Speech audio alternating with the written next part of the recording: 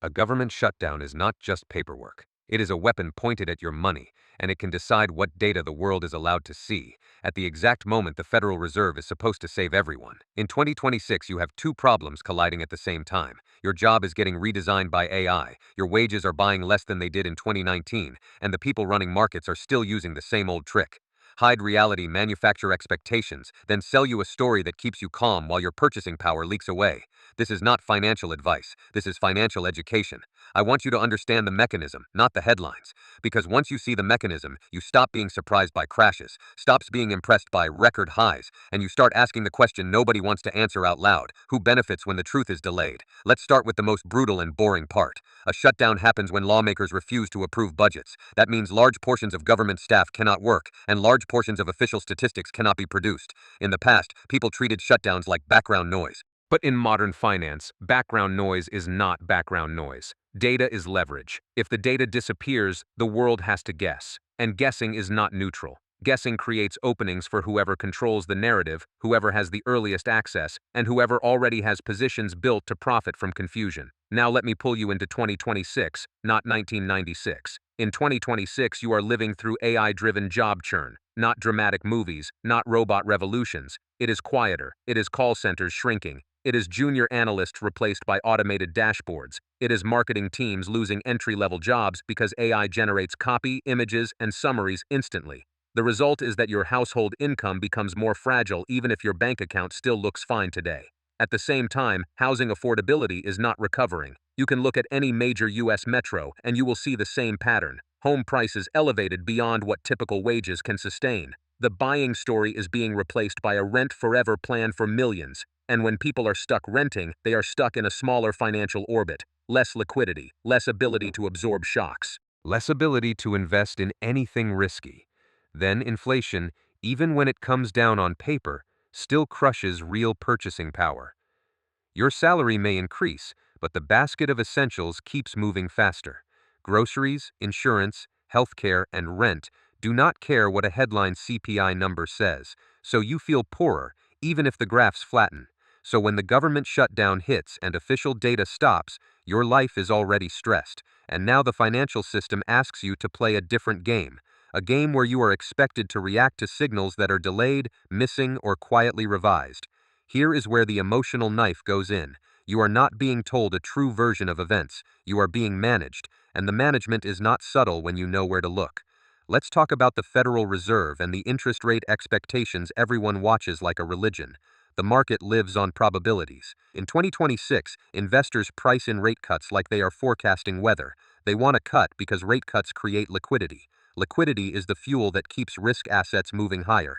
Liquidity also keeps debt service less painful for governments, corporations, and households. But the Fed is supposed to decide based on data. Inflation and unemployment are the two primary levers. If the government stops releasing key economic reports, then the Fed cannot see the full picture, and the market knows it. So the market compensates. It leans on alternative data sources, especially private ones. That sounds smart until you realize what that means in practice. Private reports are still real, but they are not the official bloodstream of the economy.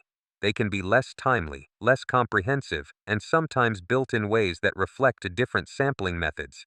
In other words, they are not designed to be a truth oracle for the entire financial system. And in a shutdown, the market is forced to accept whatever proxy data is available. Imagine this at 2 a.m. in your kitchen, when you cannot sleep because your bills are stacking. Imagine you are trying to decide whether to buy a home or whether to keep renting. You check the news, it says the Fed might cut rates soon. Why? Because inflation might be weakening, and unemployment might be rising.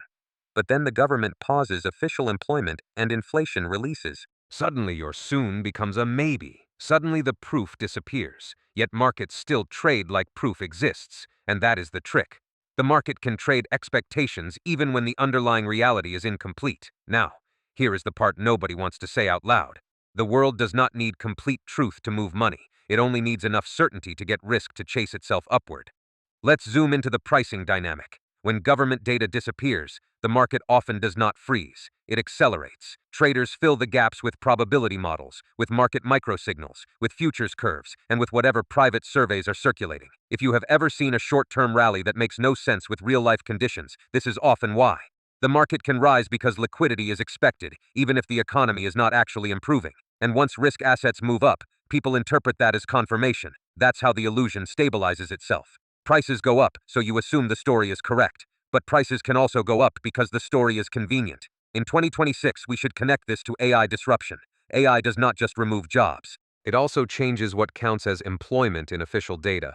It changes who is employed, how many hours people work, and how much of the economy operates through platforms that blur lines between traditional labor categories. That means employment statistics become less straightforward, and during a shutdown, the uncertainty multiplies. You are living in a world where official data is already less aligned with lived reality, and then the official data disappears. That is not an accident. That is a perfect environment for financial narratives to outrun facts. So yes, the shutdown matters, but not in the way most people think. It is not mainly about government dysfunction. It is about data control and expectation control at the exact moment the Fed is supposed to recalibrate. But then the story gets uglier, because the shutdown is not the only pressure. At the same time as interest rate uncertainty, markets are also hit by trade policy and geopolitical moves. If the government uses tariffs or escalates trade conflict, it can instantly shift inflation expectations. Tariffs act like a tax on supply chains. They can raise prices even if wages do not rise. They can also create uncertainty for businesses that delays hiring and investment. And the reason that matters for you is simple. The Fed wants to avoid reigniting inflation, but it also cannot allow unemployment to spiral. So it becomes a tug of war between inflation risk and labor market risk. Now picture the Fed as a doctor. In a normal scenario, the doctor has your full test results. In a shutdown, some tests vanish. Now the doctor is being asked to prescribe treatment while blindfolded. And in finance, your blindfolded doctor is also being pressured by politics and market expectations. Markets then behave like gamblers with partial information, and gamblers always find a way to justify their bets. Here is a pattern interrupt for you. While the headlines argue about whether the Fed is about to cut rates, the people who are already positioned do not care about your feelings. They care about the expected path of liquidity. And in 2026, liquidity is not just about rates, it is about whether global investors still trust the dollar system and whether they believe money will keep flowing into assets that scale with capital. That brings us to wealth inequality. The part you keep hearing is complicated, when it is actually painfully simple. When asset prices rise, the people who already own the assets gain leverage. They can borrow against appreciated holdings. They can diversify. They can buy dips. While you are watching stock market indexes, your real wealth is still dominated by wages, savings, and rent costs. And while you were told to save and invest for the long term, the financial elite was often doing something else entirely. They were using cheaper money to move faster than everyone else. They were paying themselves through asset growth while your purchasing power was eroding. In 2026, the top 1% owns more than ever, not because they are magical, but because the system transfers opportunity upward. Every policy lever that nudges liquidity affects asset owners first, and asset owners are the ones with the ability to convert policy shifts into real gains. So when markets rally during uncertain economic periods, ask yourself a question. Is the economy improving, or is the money machine still turning? Now let's escalate. The shutdown creates missing official data. But the market is not empty. It is filled with company reports, especially from companies that are central to AI. In 2026, AI is not just a product category, it is a capital magnet. Investors reward companies that appear to be winning the AI race, even if the long-term economics are still unclear. And corporate reporting can create brightness even when the underlying demand is fragile. Think about it this way. If you are a miner, you do not just sell gold, you sell picks and shovels to miners. You can be profitable while the gold rush is still uncertain, because you are selling the tools that keep the story alive. This becomes important because in 2026, a huge portion of AI's real-world growth depends on chips, data centers, cloud capacity, and energy. Those supply chain pieces are often financed through contracts long before the final consumer revenue is stable. So a loop forms. A company sells AI infrastructure to another company. The second company uses it to build models and services. The first company's revenue rises, the second company's progress looks strong, and the market celebrates the story. But the loop can also be a self-referential machine for valuation, not necessarily proof of sustainable consumer value.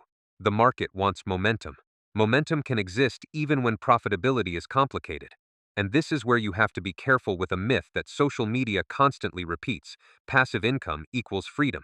In reality, in 2026, most people do not even earn meaningful income from content.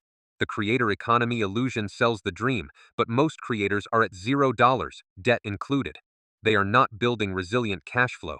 They are building a schedule around algorithm changes and ad revenue fluctuations. Meanwhile, asset owners are building an entirely different system. Their income streams can come from portfolio growth, interest on secured loans, and corporate contracting. When you see AI hype, you are sometimes watching the financial system reward infrastructure contracts that keep valuation supported, not necessarily watching consumers pay cash for finished value. Now let's do another pattern interrupt. If you ever wondered why stock prices can rise while your real life feels worse, this is one reason. The stock market is often pricing the ability to generate financing and contracts, not just the immediate consumer experience. So what happens during a shutdown? Official economic constraints become less visible while corporate reporting continues. That means the market can lean even harder on company narratives. It can take earnings optimism and treat it like proof the economy is fine. But then political moves and trade escalation can hit again, and markets can still drop violently when the narrative loses support. You saw it before, and you can see the risk again.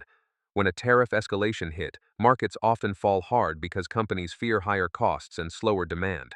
Investors rush for safety, volatility spikes. Then the situation becomes politically negotiated, postponed, or partially reversed, and markets snap back faster than people can process. That is how you get the sensation that the market is unbreakable. It keeps recovering, it keeps bouncing, it keeps making you doubt your own fear. And then one day, it breaks anyway.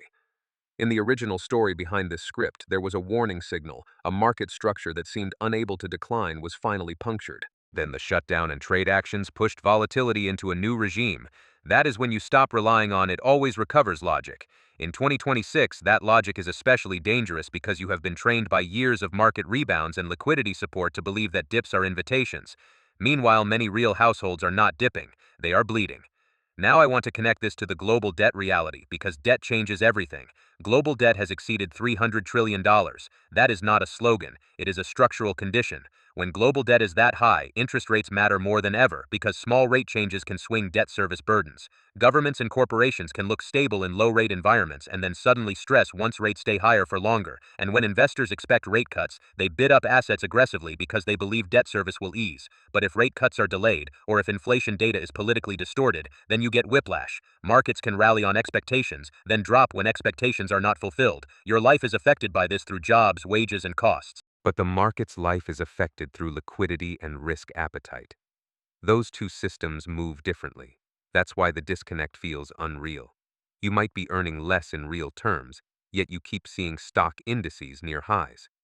That does not mean you are crazy. It means the market and your household are being priced on different information sets with different incentives. Now let's go darker. What if the missing data is not just an accident but functional to the financial system? I am not claiming a conspiracy in the cartoon sense. I am telling you something more practical and more disturbing. Political incentives exist, and markets exploit gaps in information. When official statistics vanish, the market becomes more dependent on partial proxies. When proxies exist, interpretation becomes more flexible. When interpretation becomes more flexible, the ability to push price through narrative becomes stronger. And in a world where AI is accelerating capital concentration, the ability to move quickly matters more than transparency. Now you need one mental image that sticks.